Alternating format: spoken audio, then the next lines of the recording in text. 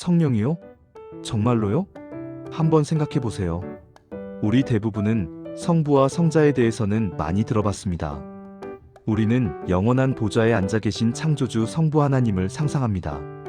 이 땅을 걸으시며 가르치시고, 고치시고, 심지어 죽으시고, 부활하신 성자 예수님도 봅니다.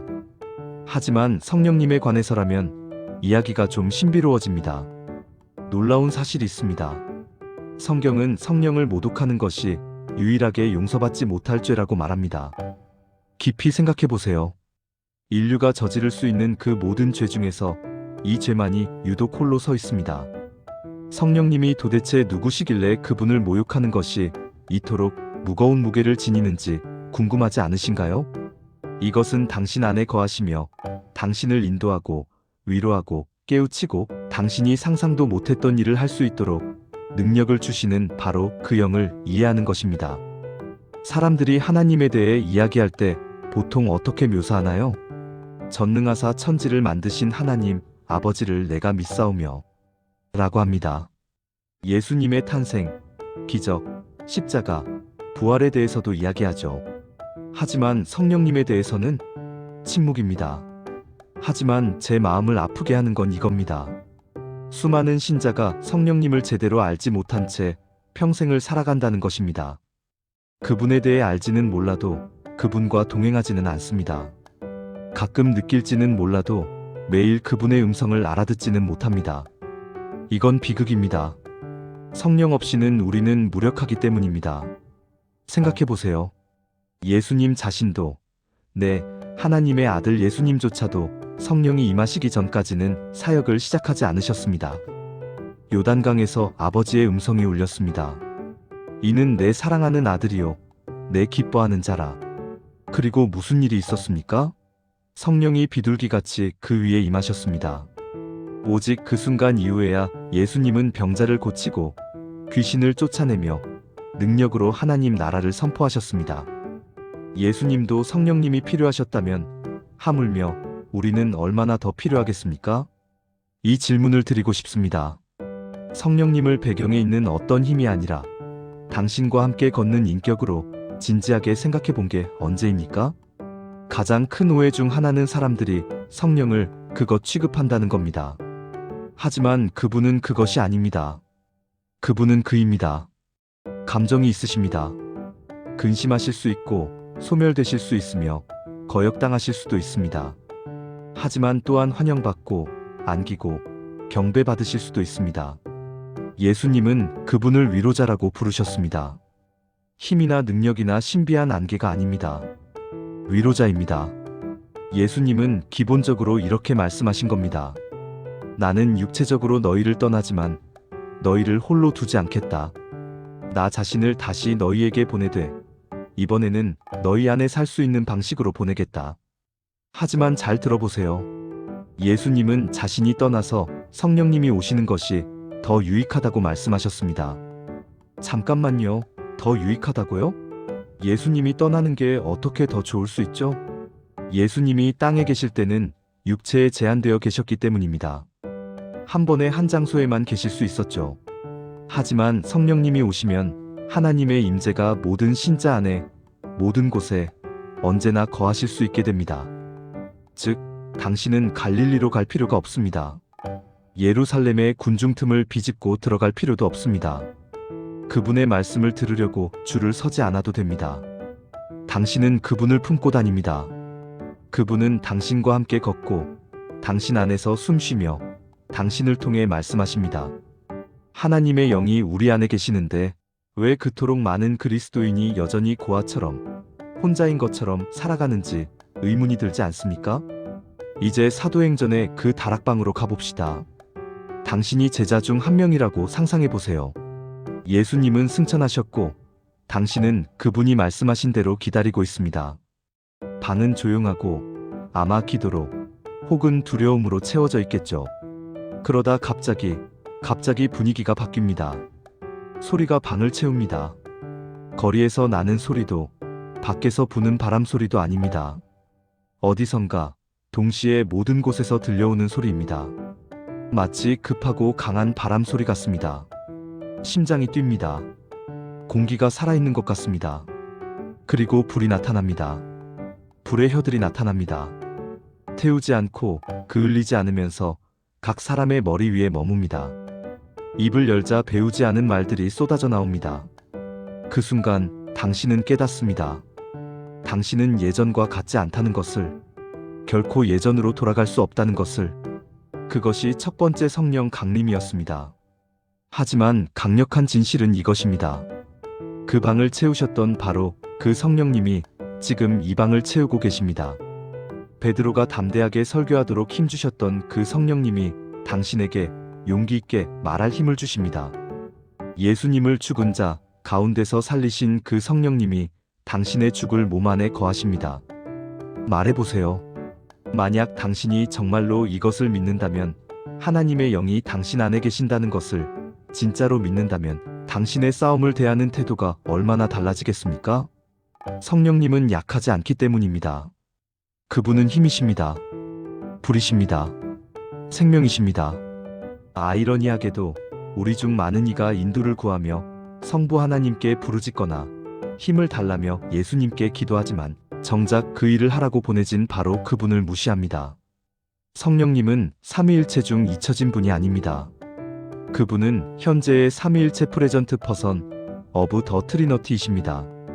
우주를 통치하거나 유대 땅 먼지 나는 길을 걷는 것뿐만 아니라 당신의 폐 속에서 숨쉬고 당신의 심장 속에서 타오르는 하나님이십니다.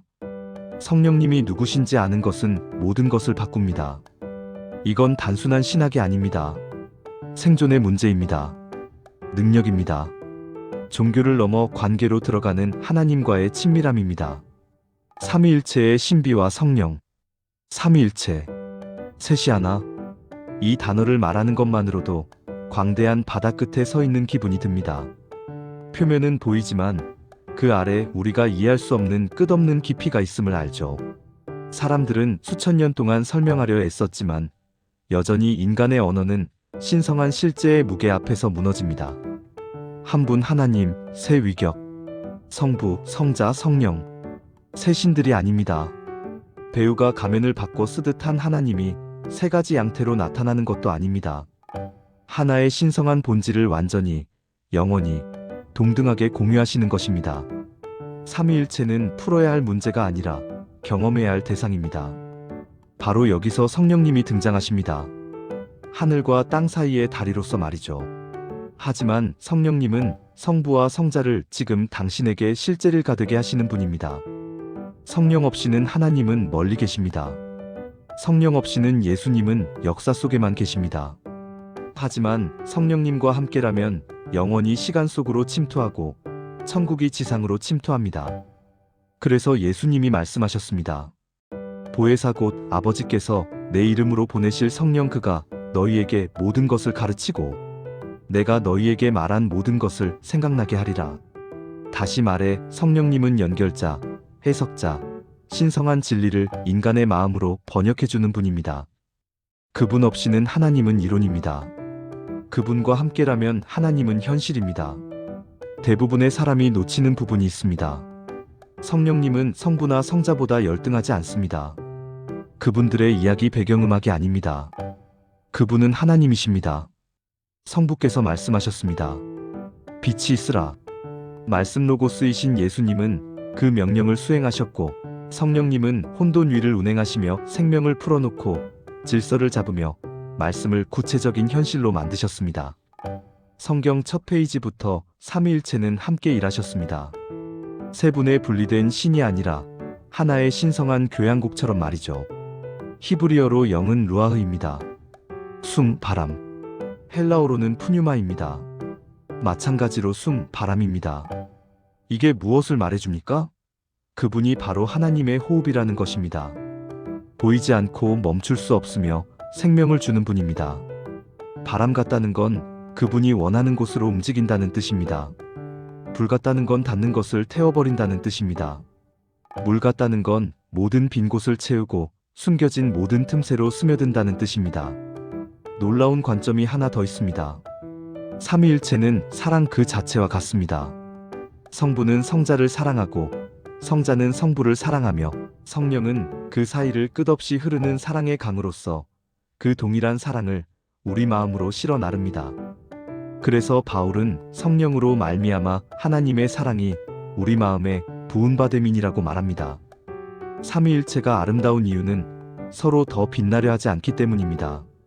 성부는 성자를 영화롭게 하고 성자는 성부를 영화롭게 하며 성령은 우리를 성부께로 인도하시는 성자를 영화롭게 합니다. 영광과 겸손과 사랑의 영원한 순환입니다. 자아도 없고 경쟁도 없는 순수한 신적 연합입니다. 당신의 삶에서 성령님의 역할은 당신을 그 원 안으로 끌어당기는 것입니다. 고립에서 건전해 신성한 교제로 관구경꾼이 아니라 하나님의 생명에 참여하는 자로 만드는 것입니다. 간단히 정리해 봅시다. 성부 하나님은 당신 위에서 위엄으로 통치하십니다. 성자 예수님은 당신 곁에서 구원자이자 친구로 걸으십니다. 성령 하나님은 당신 안에서 하나님의 임재로 채우십니다. 새 위격 한 하나님이 당신을 감싸고 업고 채우십니다. 삼위일체는 신비입니다. 맞습니다. 하지만 또한 친밀함입니다. 그리고 성령님은 그 친밀함의 문을 여시는 분입니다. 그분 없이는 삼위일체는 교리에 불과합니다. 그분과 함께라면 삼위일체는 매일의 현실입니다. 사람들은 당신이 침대에서 일어나는데 얼마나 큰 힘이 필요한지 모를 수 있습니다. 하지만 성령님은 거기 계셔서 걸음걸음 힘을 주십니다. 즉, 당신은 결코 보이지 않는 존재가 아닙니다. 성령님이 보고 계시기 때문입니다. 이게 우리 마음이 갈망하는 것 아닙니까? 완전히 알려지면서도 여전히 완전히 사랑받는 것. 그게 바로 그분입니다. 그러니 묻습니다. 일상생활에서 그분을 의식하고 있습니까? 아니면 교회 예배나 감정적인 순간에만 생각합니까? 멈추고 듣고 초대한다면 알게 될 겁니다. 그분은 하나님이십니다.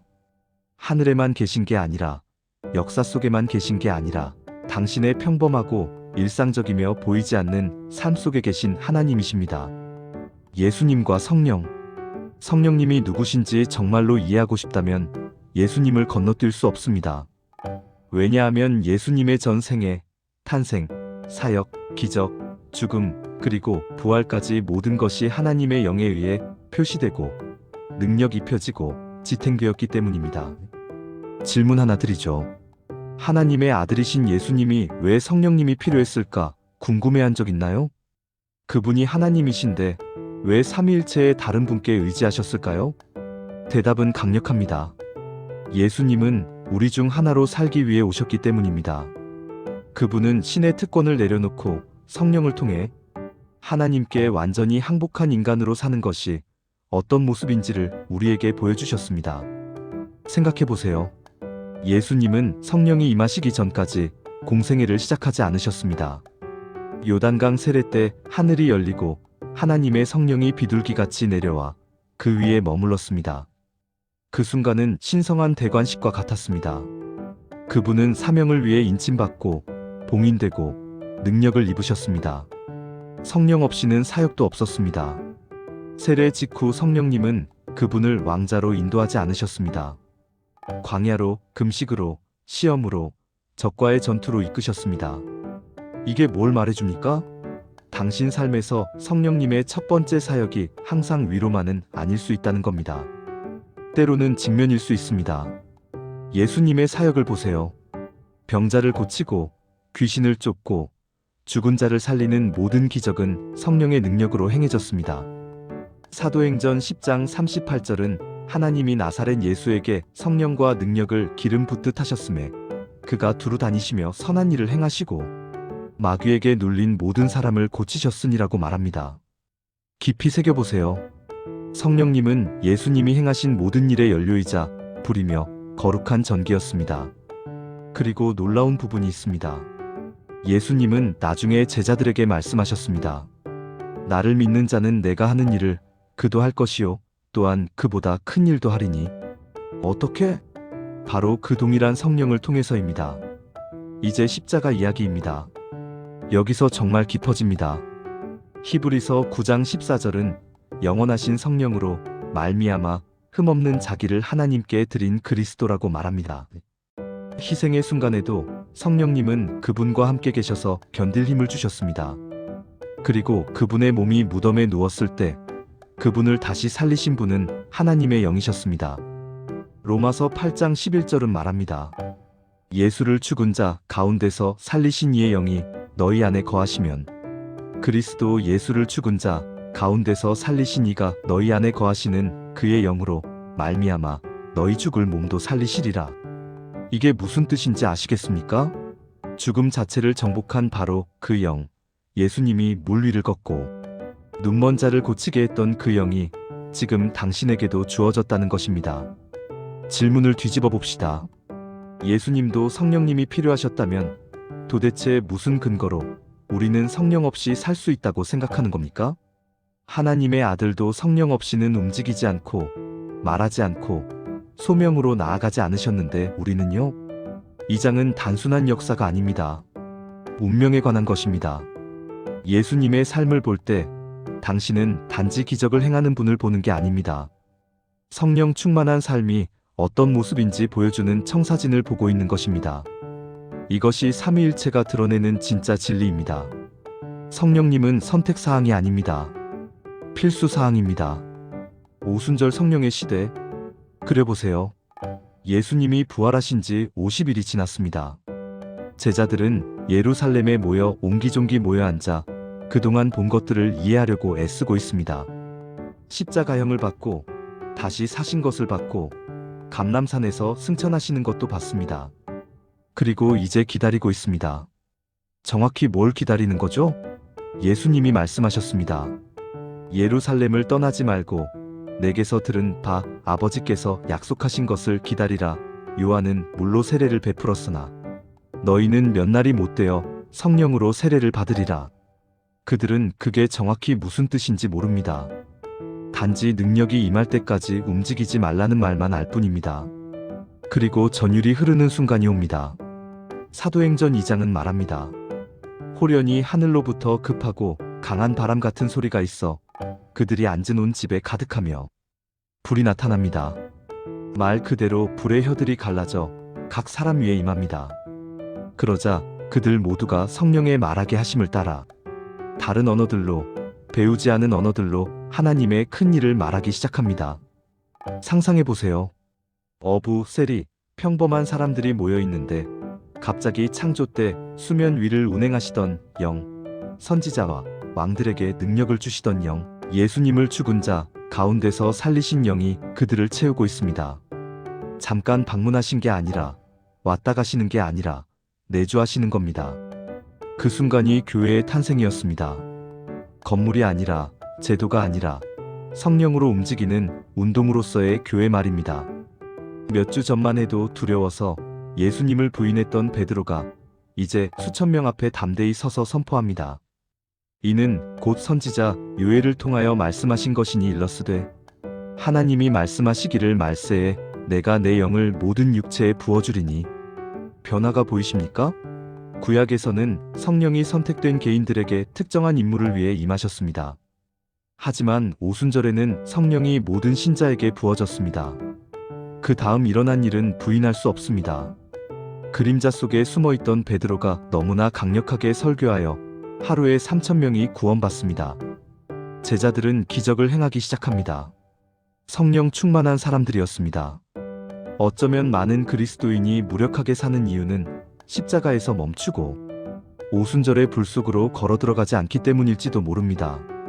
용서는 받아들이지만 충만함으로는 나아가지 않습니다. 예수님을 구세주로는 알지만 성령님을 능력으로는 모릅니다. 오순절 날은 성령님이 신앙의 조용한 장신구가 아니라는 것을 보여줍니다. 그분은 신앙의 심장 박동 그 자체입니다. 그분 없이는 기독교는 사상일 뿐입니다. 그분과 함께라면 멈출 수 없는 능력입니다. 하나씩 살펴봅시다. 1. 바람. 사도행전 2장은 호련히 하늘로부터 급하고 강한 바람 같은 소리가 있어라고 말합니다. 즉, 바람이 방을 채웠을 때 그것은 하나님의 숨결이 그 백성을 채우는 것이었습니다. 창세기 2장 7절을 생각해 보세요. 하나님이 흙으로 아담을 빚으셨지만 생기를 불어넣기 전까지 아담은 산 존재가 아니었습니다. 오순절 날 하나님은 다시 그 일을 하신 겁니다. 이번에는 한 사람이 아니라 온 교회, 새로운 피조물, 새로운 인류에게 말이죠. 이것은 단순한 생명이 아니라 부활 생명이었습니다. 살아는 있는데 진짜로 숨쉬는 것 같지 않을 때, 그 급한 바람은 성령님이 다른 어떤 것으로도 안 될 때 우리를 소생시키는 순결임을 말해줍니다. 이 불. 그 다음 마치 불의 혀처럼 갈라지는 것들이 그들에게 보여 각 사람 위에 하나씩 임하여 있더니라고 합니다. 성경에서 불은 언제나 하나님의 임재를 상징합니다. 모세가 만난 타지 않는 떨기나무, 이스라엘을 인도한 불기둥. 하나님은 불로 자신을 계시하셨습니다. 하지만 오순절의 차이점을 보세요. 구약에서는 불이 한 장소 떨기나무, 산, 성전에 나타났습니다. 오순절에는 불이 각 신자 위에 개별적으로 임했습니다. 변화가 보이시나요? 하나님의 임재는 더 이상 하나의 신성한 장소에 갇혀 있지 않습니다. 이제 그분의 백성 안에 거하십니다. 각 신자가 걸어다니는 성전이 된 것입니다. 즉, 당신이 하나님의 불을 품고 다닙니다. 신의 산을 밝혔던 그 불이 이제 평범한 가슴 속에서 타오릅니다. 그래서 바울은 너희 몸은 너희가 하나님께로부터 받은 바 너희 가운데 계신 성령의 전인 줄을 알지 못하느냐라고 쓴 것입니다. 생각해 볼 질문입니다. 불이 하나님의 임재라면 당신의 불은 밝게 타오르고 있습니까? 아니면 희미해졌습니까? 3. 방언 언어. 마지막으로 그들은 성령이 말하게 하심을 따라 다른 언어들로 말하기 시작했습니다. 언뜻 보면 이상해 보일 수 있습니다. 굳이 방언? 언어? 하지만 이것을 기억하세요. 창세기 11장에서 인류는 바벨탑을 쌓으려 했고 하나님은 언어를 혼잡케 하여 그들을 흩으셨습니다. 그것은 분열, 오해, 연합의 붕괴였습니다. 오순절은 바벨의 반전이었습니다. 바벨에서는 언어가 나누어졌습니다. 오순절에서는 언어가 연합되었습니다. 모든 나라에서 온 사람들이, 제자들이 하나님의 큰 일을 자기 언어로 말하는 것을 들었습니다. 이것은 하나님이 이렇게 말씀하시는 방식이었습니다. 내 영은 한 부족, 한 문화, 한 민족만을 위한 것이 아니다. 모든 사람을 위한 것이다. 이것은 혼란이 아니라 연결이었습니다. 오직 성령만이 가져올 수 있는 초자연적인 연합이었습니다. 큰 그림을 보세요. 바람, 불, 방언은 무작위적인 기적이 아니었습니다. 성령님이 하시는 일을 보여주시는 하나님의 방식이었습니다. 그분은 공허한 곳에 새 생명을 불어넣으십니다. 하나님의 임재로 마음을 불타오르게 하십니다. 세상이 나눈 것을 연합하게 하십니다. 오순절은 이야기의 끝이 아니라 시작이었습니다. 우리를 포함한 오는 모든 세대를 위해 해방되셨습니다. 그러니 묻습니다. 만약 오늘 성령님이 바람과 불과 방언으로 오신다면 당신은 다락방의 제자들처럼 준비된 채로, 받을 준비가 된 채로 기다리고 있을까요? 아니면 너무 산만하고, 너무 바쁘고, 너무 의심이 많아 알아채지도 못할까요? 진실은 이렇습니다. 오순절은 여전히 유효합니다. 성령의 바람은 여전히 불고 있고, 불은 여전히 타오르고 있습니다. 질문은 당신이 그분으로 하여금 당신을 채우시게 할 것인가입니다.